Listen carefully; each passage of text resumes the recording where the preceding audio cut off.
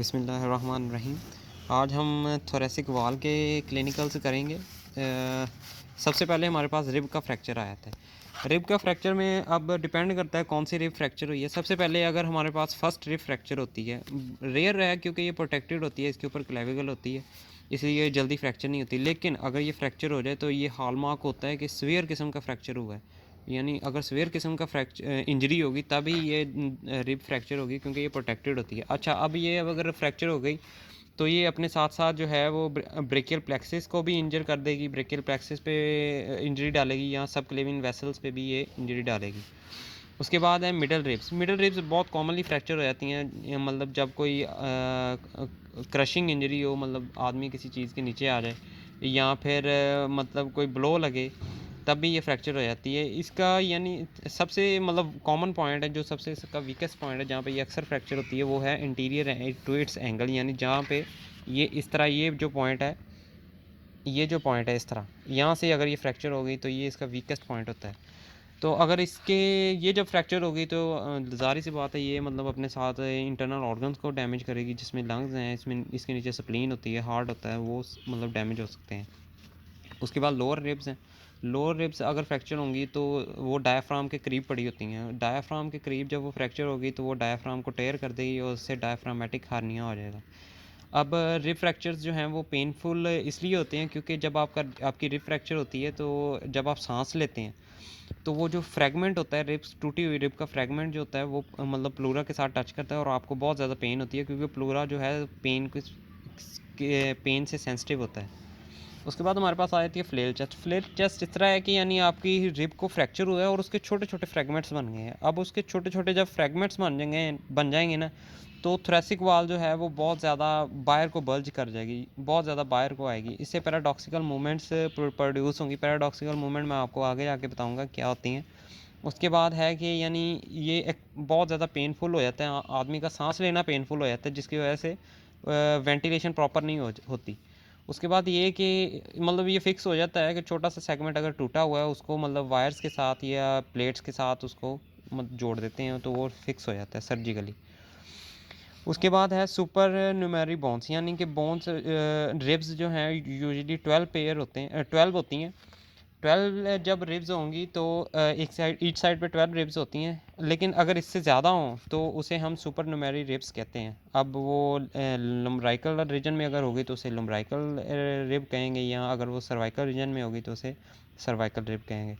Cervical rib जो है वो ज़्यादा कॉमन है। अब अगर सर्वाइकल रिब हमें पता है कि सर्विकल रीजन में होगी तो सर्विकल रीजन से पहले ही चीज़ें गुजर रही हैं, वेसल्स गुजर रही हैं, नर्व्स गुजर रही हैं, तो वो उनके साथ इंटरफेयर करेगी। तो वहाँ से कौन सी चीज़ें गुजर रही होती हैं, सब क्लेवियन वेसल या ब्रेकियल प्लेक्सिस वहाँ से गुजर आता है, तो उसको वो डिस्टर्ब करेंगी। उसके बाद ये कि फिर सर्वाइकल रिब को है जो है ऑपरेशन करके सर्जरी के ज़रिए उसे रिमूव कर दिया जाता है, फिर उससे प्रेशर रिलीव हो जाता है और फंक्शनिंग जो है वो नॉर्मल हो जाती है। और इसकी जो अप्रोच यूज़ की जाती है वो ट्रांस एक्सिलरी है, यानी एक साइड से एक्जिला की तरफ से। फिर उसके बाद है कि अगर लंबार रीजन में होगी तो उसे लंबार रिब कहेंगे, लेकिन ये बहुत कॉमन है और इसकी क्लिनिकल सिग्निफिकेंस ये है कि इससे हमारी जो है ना वर्टिब्रल नंबरिंग जो है वो कंफ्यूज हो जाती है, क्योंकि रिब्स जो है लंबार रीजन में एक एक्स्ट्रा आ जाती है, तो नंबरिंग कंफ्यूज हो जाती है उससे। उसके बाद हमारे पास स्टर्नम के फ्रैक्चर आ गए। स्टर्नल फ्रैक्चर में ये है कि ये ज़्यादा कॉमन नहीं होते और यूजुअली मतलब क्रश इंजरीज होते हैं, यानी कि एक बंदे का हेड ऑन एक्सीडेंट हुआ है, गाड़ी में बैठा था तो उसके जो है स्टीयरिंग उसकी चेस्ट में चला गया, तो उससे वो क्रश इंजरी होगी और उससे उसकी स्टर्नम जो है वो टूट जाएगी। अब स्टर्नम के दो तरह के फ्रैक्चर होते हैं, एक कम्युनेटेड फ्रैक्चर और एक स्टर्नल एंगल फ्रैक्चर। कम्युनेटेड फ्रैक्चर में ये कि उसकी जो स्टर्नम है वो उसके छोटे छोटे टुकड़े हो जाएंगे, यानी पीसेस, बहुत सारे पीसेस में कन्वर्ट हो जाएगी, और उससे क्या होगा कि यानी स्टर्नम बहुत छोटे टुकड़ों में कन्वर्ट हो जाएगी और वो नीचे जो उसके हार्ट पड़ा है या नीचे लंग्स पड़े हैं उनको भी डैमेज कर देगी। उसके बाद है sternal angle fracture. Sternal angle हमें पता है कि मेनूब्रियम और स्टर्नम के दरमियान में जो जहाँ पे वो जुड़ी होती हैं उसे मेनूब्रियो स्टर्नम जॉइंट कहते हैं, और उसी पॉइंट को स्टर्नल एंगल कहते हैं। स्टर्नल एंगल पे अब ये है कि ये एल्डर पीपल में कॉमन होती है, क्योंकि उनकी ओसिफिकेशन कंप्लीट हो गई होती है और बोन ओसिफिकेशन के बाद ब्रिटल हो जाती है, यानी वो जल्दी टूट जाती है, तो उससे जो है स्टर्नो मेनूब्रियल जॉइंट जो है वो डिस्लोकेट हो जाएगा। उसके बाद ये है कि अगर स्टर्नल फ्रैक्चर होगा तो हार्ट और लंग्स की इंजरीज आएंगी, ये मैंने पहले भी बताया। और उसके बाद हमारे पास आ जाता है स्टर्नल कंटूजन। स्टर्नल कंटूजन में ये है कि यानी आपके अगर ब्रूज बन जाए स्टर्नम में, किसी क्रश ब्लो की वजह से किसी ने बहुत ज़ोर से मारा है, कंटूजन बन गई, तो इसका मतलब ये है कि हमें विजरल इंजरी चेक कर लेनी चाहिए कि कहीं कोई इंटरनल ऑर्गन जो है वो उसको इंजरी ना हुई हो। उसके बाद आ जाता है हमारा जीफर्ड प्रोसेस।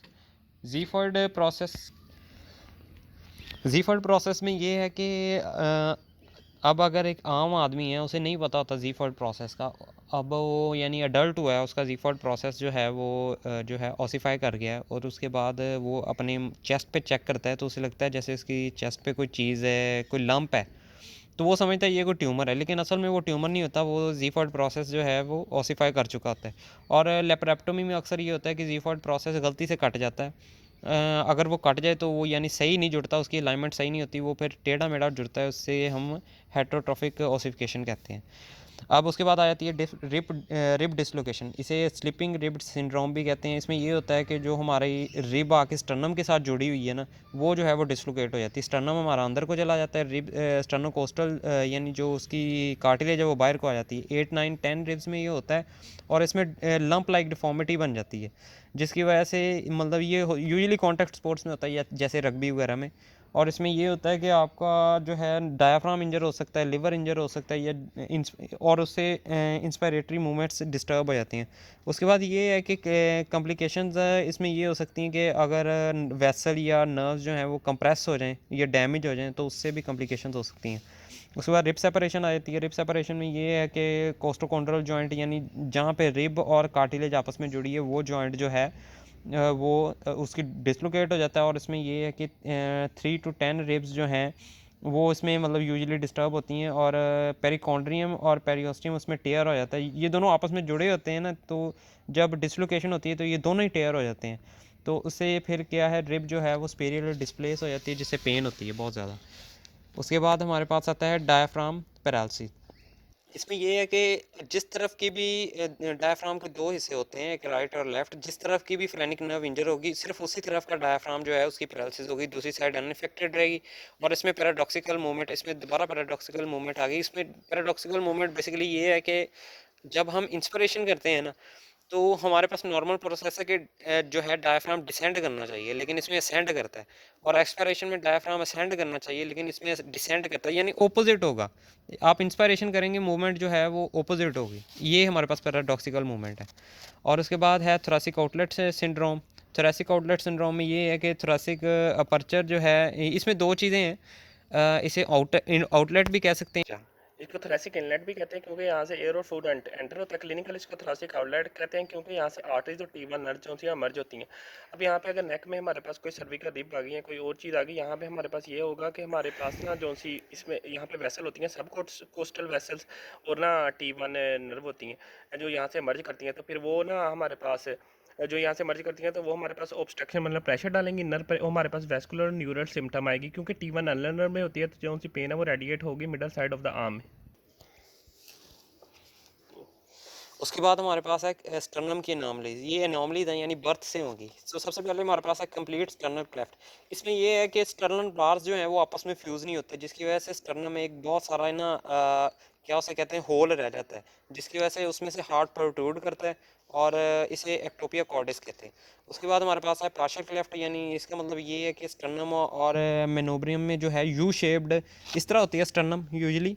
अगर आप इसमें वी शेप या यू शेप्ड इस तरह की बन जाती है, कैविटी बन जाती है, तो इसे मतलब वायर्स के साथ या उसे वायर्स के साथ इसे आपस में करीब ला के इस तरह से फिक्स कर दिया जाता है, वायर्स लगा दी जाती हैं।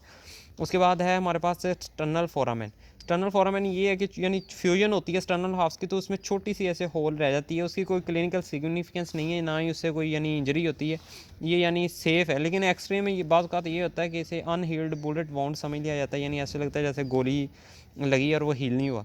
पेक्टस एक्सकवेटम ये है कि यानी चेस्ट जो है वो अंदर को चली गई है, इसे फनल चेस्ट भी कहते हैं, इस तरह से चेस्ट अंदर को चली गई है, स्टर्नम अंदर को चली गई है, और इसे बर्थ चाइल्डहुड में इसे ठीक कर लिया जाए तो बेहतर है, वैसे भी चाइल्डहुड में ठीक हो जाता है। पेक्टस कैरिनेटम में भी यही है कि जो पहले चेस्ट अंदर को थी अब वो बाहर को निकल आती है, इस तरह से नोक निकल आती है, उसे हम प्रोजेक्टिंग स्टर्नम, फिर उसे पिजन ब्रेस्ट भी कहते हैं। और इसके बाद स्टर्नल बायोप्सी में के लिए ये बोन बेस्ट है, क्योंकि बोन मैरो ये सबकुटेनियस है, आप इसमें से इजीली आप नीडल डालें, आप इसमें से बायोप्सी लें। और इसको यूज़ किया जाता है ट्रांसप्लांटेशन के लिए, वो जो बोन मैरो निकाली है, या उसमें से कैंसर डिटेक्ट करने के लिए, या ब्लड की मुख्तलिफ जो डिजीज़ होती हैं उनमें देखने के लिए, जैसे लुकेमिया वगैरह। और उसके बाद हमारे पास आ जाती है थ्रेक्टोमी। थ्रेक्टोमी में ये है कि सबसे पहले तो ये या तो ये इंटीरियर होगी या पोस्टीरियर होगी। इंटीरियर में ये है कि एच शेप कट लगा के ना पेरिकोंड्रियम में ऐसे कट लगा के सेंटर में और दरमियान में से यानी ट्रांसवर्स कट लगाते हैं, ताकि जो है सामने कार्टिलेज आ जाए, फिर कार्टिलेज को ऐसे निकाल लेते हैं और उसके बाद हार्ट हमारे बिल्कुल सामने हो जाता है, यानी इससे थोरैक्स जो है वो एक्सपोज हो जाता है। और पोस्टीरियर में ये है कि पेशेंट को आप एक बाजू वाली साइड पे ऐसे लिटाएं, उसके बाद उसका आर्म की फुल अबडक्शन करवा के और उसके फिफ्थ से लेके सेवन्थ तक इंटरकोस्टल स्पेस में इंसिजन दें, तो उससे भी थोरैक्स एक्सपोज हो जाएगा। उसके बाद न्यूनेक्टमी में ये होता है कि आपको लंग रिमूव कर दिया जाता है, अगर कैंसर हो, लंग पूरे लंग्स में फैल चुका हो तो उसमें से फिर लंग रिमूव कर दिया जाता है। उसके बाद मीडियन स्टर्नक्टमी में ये है कि स्टर्नम को स्प्लिट करके ना मीडियन प्लेन में इस तरह स्टर्नम जुड़ी है, उसे मीडियन प्लेन से ऐसे तोड़ के ऐसे दो उसके टुकड़े करके उसे फिर कोरोनरी आर्टरी बाईपास ग्राफ्ट में इस्तेमाल किया जाता है, या ट्यूमर लंग से रिमूव करना हो तो उसके लिए यूज़ किया जाता है। फिर सर्जरी के बाद दोनों स्टर्नल हाफ्स को तारों से मिला दिया जाता है। Subscribe to our channel medical reviews and keep on watching our videos and share it. तो करना, परेशान हो गए हम लोग 2.5 साल से, ये भी परेशान हो गए, हम भी परेशान।